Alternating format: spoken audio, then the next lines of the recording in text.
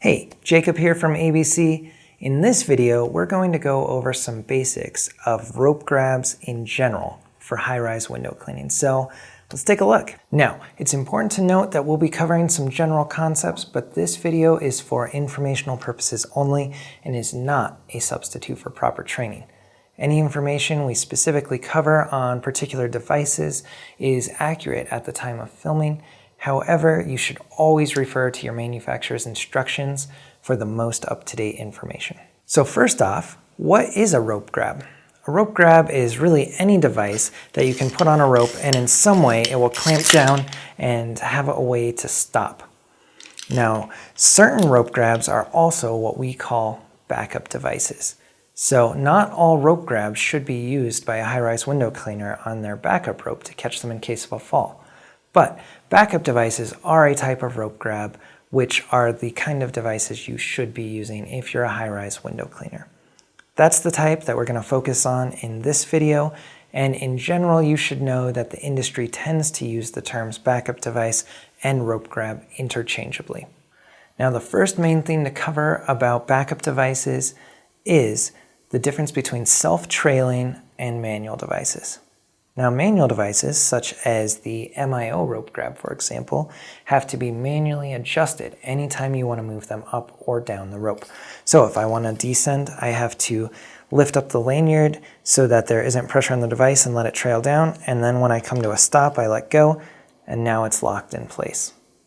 Other devices, such as the Petzl ASAP, are self-trailing. So as I descend and ascend, it just goes up freely with me. And I can just sort of set it and forget it. And of course, in case of a fall, it'll still come to a stop. Other devices, such as the Camp Goblin, give you the choice between the two modes.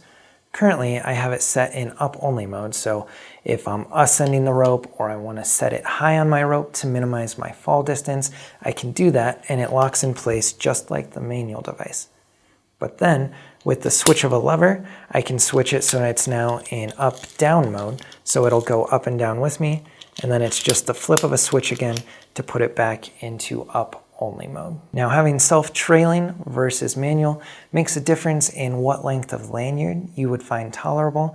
With manual devices, you generally want a longer lanyard, and with self-trailing devices, you can get away with a shorter lanyard, which is great because it makes your potential fall distance shorter. We go into greater detail about that in another video, and you can check it out with the link in the description.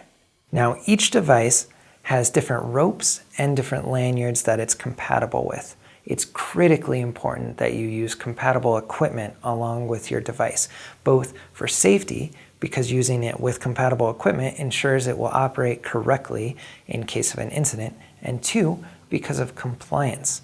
You'll want to make sure you're using equipment that the manufacturer says is compatible in case of an OSHA inspection or any other kind of compliance issue. To make sure that you're using equipment which is compatible, you can find information on our website, but always refer to the manufacturer's instructions as the last word. Now, the next concept to understand about backup devices is AntiPanic. There isn't a hard and fast definition of AntiPanic that all manufacturers use, but in general, it means that the device is difficult to defeat if in a panic situation you grab onto it. Some devices, such as the MIO rope grab, have certain ways that you can grab them so that you'll defeat the device and keep it from locking in case of a fall.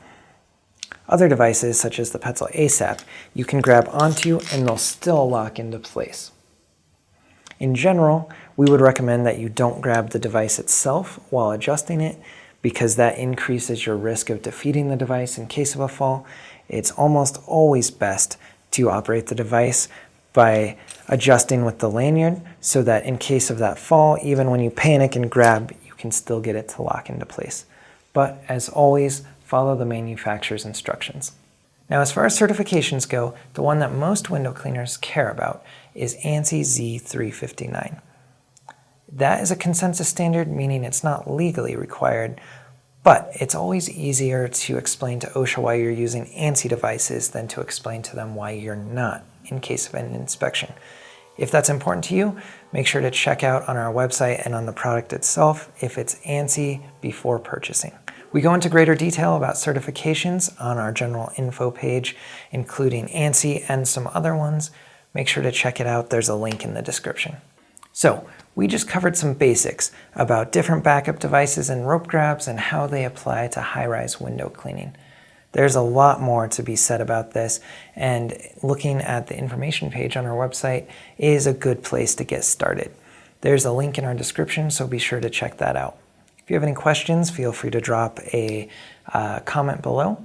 And if you thought this video was good and you'd like to see more like them, make sure to hit that subscribe button. And as always, thanks for watching.